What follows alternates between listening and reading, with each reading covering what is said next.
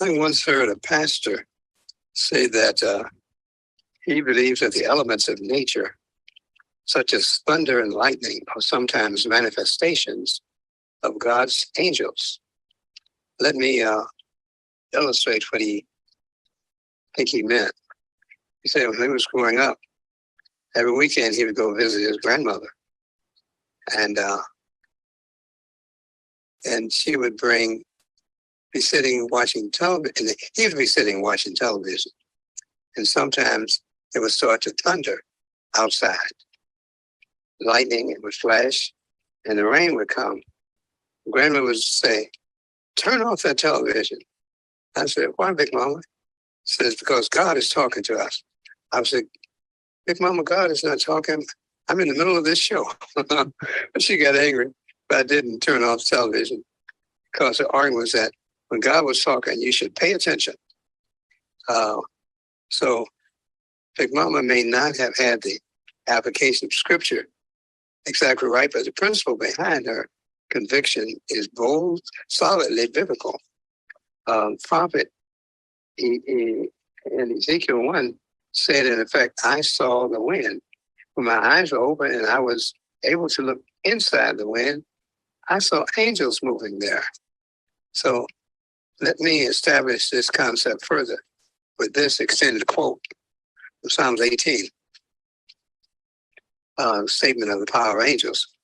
"And the earth shook and quaked, and the foundations of the mountains were trembling and were shaken because God was angry. Smoke came up out of his nostrils, and fire from his mouth.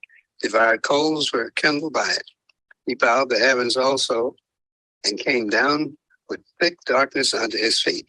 And he rode upon a cherub and flew, and he sped away upon the wings of the wind."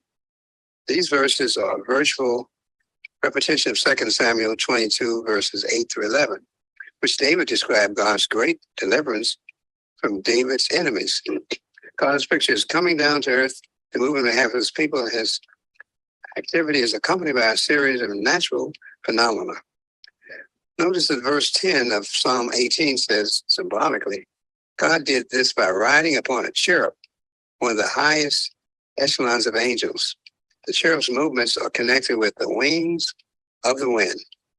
And when God moves in history, he often does it through angels. That's why angels play such a prominent role in the book of Revelation. The entire book is a record of God carrying out his end-time plan through the ministration of angels. And as we know, to wrap it up, angels are God's creatures. Here's a question that maybe occurred to you before it occurred to a lot of people. If angels are so great, so powerful, why not go looking for them? Why not seek an angelic visitation or an angelic blessing if they are God's servants, just waiting to serve and save? I want to answer this from Hebrews 1, where the writer says concerning Jesus, Jesus is the radiance of God the Father's glory and an exact representation of his nature, and upholds all things by the word of his power. When he had made purification of sins, he sat down at the right hand of the Majesty on high, having become as much better than the angels, as he inherited a more excellent name than they. And when he again brings the firstborn into the world, he says, "And let all the angels of God worship him." And of the angels, he says, "Who makes his angel winds, and his ministers a flame of fire." The writer of Hebrews acknowledges that angels are awesome, but they are merely servants and the worshipers of Jesus Christ, who is God.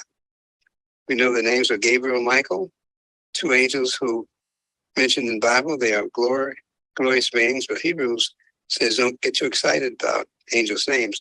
Get excited about Jesus' name. He became his name because his name is more excellent than that of an angel. Don't go looking for angels, go look for Jesus. Don't go looking for your guardian angel. He has already found you. Go looking for Jesus. Angels are God's ministering servants. When it comes to Jesus, God the Father says, "Thy throne, O God, is forever and ever. Hebrews 1:8, when God addresses angels, he says, give me a little wind here. Give me a little earthquake there. Give me a little lightning over here. When God addresses Jesus, he says, oh God, only Jesus is the Son of God. Only Jesus is God himself, the second person of the Trinity. Angels are Jesus' created, obedient servants, his worshipers who will exalt him forever. Jesus is the name to know. And I thank you for your attention today. Yes, thank you. I want to remind you all to please like, subscribe, comment, share, and please remember to pray. Thank you.